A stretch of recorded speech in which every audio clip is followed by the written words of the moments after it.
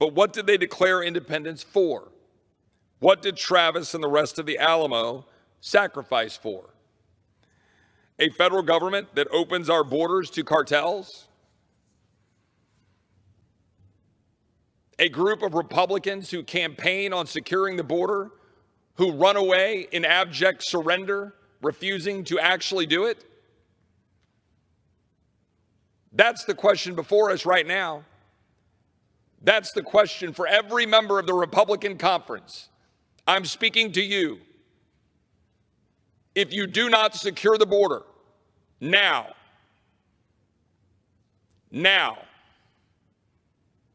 you are giving up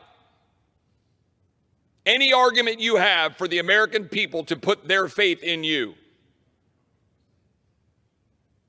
Will Republicans honor their campaign commitments to secure the border, yes or no?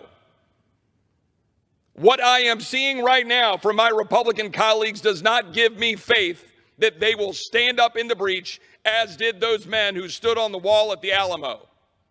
I am tired of words. Things are going to change in this body. If my Republican colleagues believe that they're going to be moving through relatively meaningless provisions, doing precious damned little for the very people who sent us here to change things, and they think that some of us are just going to go along for the ride, they are sorely mistaken. We will not.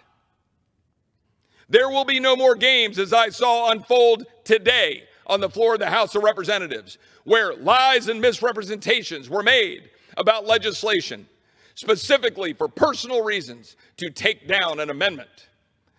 An amendment, by the way, designed to ensure that the executive orders that are driving up inflation, that this majority said they wanted to expose out of the current president and our Democratic colleagues on the other side of the aisle, that they would exempt emergency executive orders, exempt national security related executive orders, the very kinds of emergency executive orders that have been killing this country for as long as I can remember, and specifically for the last several years through the COVID pandemic and emergency responses. Executive orders forcing needles into the people's arms. And if they say no and they can't carry out their livelihoods, shrinking the labor supply, driving up the cost of goods and services by shutting down the greatest economy in the history of the world. My colleagues on this side of the aisle today ran away from actually holding the executive branch responsible. Why? For petty, personal, political reasons. That ain't gonna fly. That's not gonna be the way this works. Leadership is something that is observed and followed. It is not an anointed position.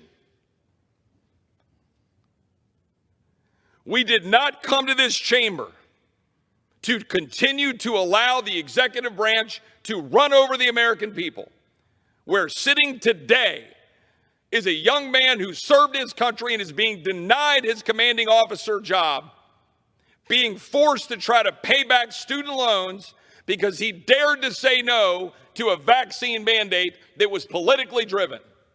And what is this side of the aisle doing about it? Not a damned thing. What is this side of the aisle doing about open borders? Nothing. Nothing.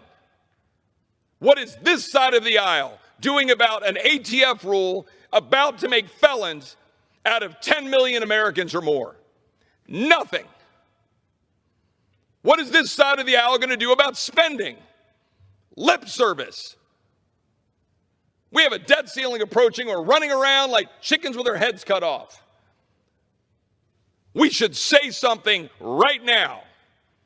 We should pass a bill off this floor saying that we will raise the debt ceiling, but only if you end the disastrous student loans that are going to cost $400 billion and drive up the cost of higher ed. Only if you rescind the $91 billion of unobligated COVID money. Only if you go rescind the $80 billion designed to increase the IRS to go after taxpayers, including, by the way, more often the poorest among us and minorities. Only if you will return spending to 2022 levels, getting our spending back to pre-COVID levels, and make sure that we cap spending so we stop funding the woke, weaponized bureaucracy that's going after the American people. Do that. Send that over to the Senate. Send that over to the Senate and make Chuck Schumer and the President of the United States choke on it. Because the American people want us to cut spending right now. They don't want us dilly-dallying around, going out to focus groups and talking to Frank Luntz to figure out what the hell we're going to do for the American people. But that is too often what this body does, and particularly this side of the aisle. We are not going to have 2 more years of the usual crap that this body continually engages in. No more spending money we don't have. No more allowing lawlessness. No more open borders. No more mandates killing the American people. No more mandates driving up the price of energy, subsidizing unreliable energy, driving up the cost of that energy. No more. $32 trillion of debt. Wide open borders causing little girls to get sold into the sex trafficking trade. New York Times finally wakes up and writes a story about it this week. What do? We pass a 3-page bill asking the Democrats to say, we'll give you reports on inflation, but not if there's emergency spending. Because everybody's got to have their precious emergency spending.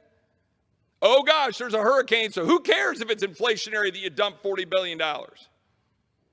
Who cares if it's COVID and you dump $5 trillion out in the name of an emergency, crushing the greatest economy in the history of the world? No, we can't have a report like that.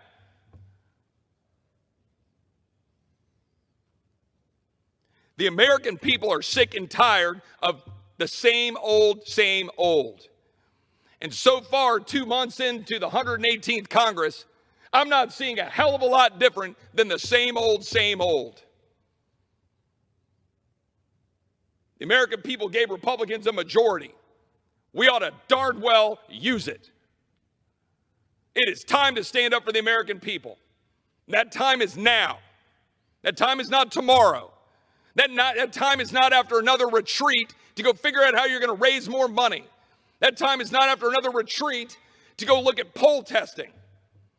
Come down to the floor of the House of Representatives and stand up for the American people who sent you here, and stop playing games with the election certificate you were given to represent them. I yield back. Thanks for watching, and if you haven't already, please consider subscribing to our channel. And while you're at it, please leave us a comment. Thank you for watching.